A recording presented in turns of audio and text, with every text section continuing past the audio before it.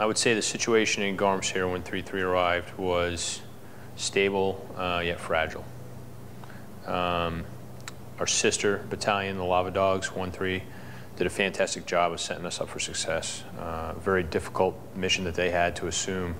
I think at the time of our PDSS was almost 70 positions along the Helmand River in Garmsir. Their mission was to kind of reduce that footprint to where we're at now, which is just over 30 positions.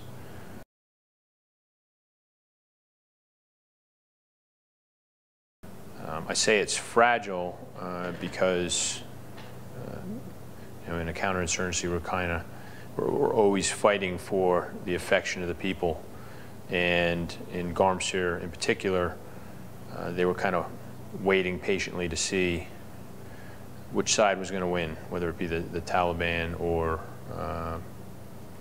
the Afghan Security Forces along with their coalition partners.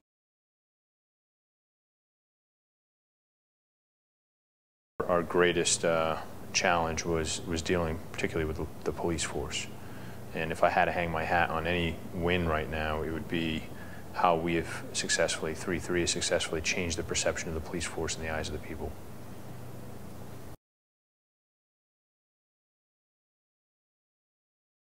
If you look at the walls just in this room, you'll see the many, not only Marine, but other countries, forces that have fought hard and spilled their blood and treasure on this soil to gain security. They were in the clear phase.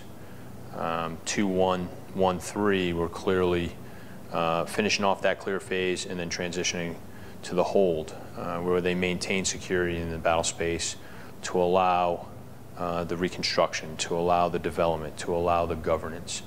So I believe 1-3 was at the cusp of that hold build, and we are now clearly in the build phase just prior to transition, where we're not getting in gunfights every single day with the enemy. We certainly have to pay attention to what they're doing and keep them outside of the battle space so that we gain time and space for our forces and for our coalition partners to build Garmsir to where it needs to be.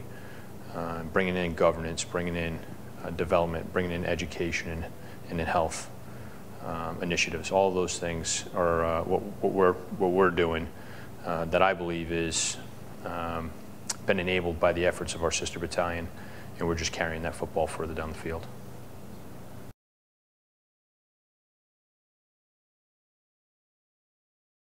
I do maintain a deep respect for my enemy, and I never underestimate him. He's just as apt to kill you or determined to kill you on day 1 as he is on day 210. So I've never lost the respect for a very crafty an enemy that has evolved over time to deal with our tactics, our techniques, and our procedures. So I do pay close attention to him. I do know that he's there, and I felt as though he was allowed some safe havens. He was allowed places to hide and conduct planning for operations within our battle space. So I wanted to make sure that he knew that America's battalion could touch him in those safe havens, and that was kind of the design behind Tagir Shamal. He was operating, at least we felt, freely on the west side of the river because there's not a big coalition presence there. So I wanted to let him know that 3-3 could get him on the other side of the river if we wanted to, along with our coalition partners.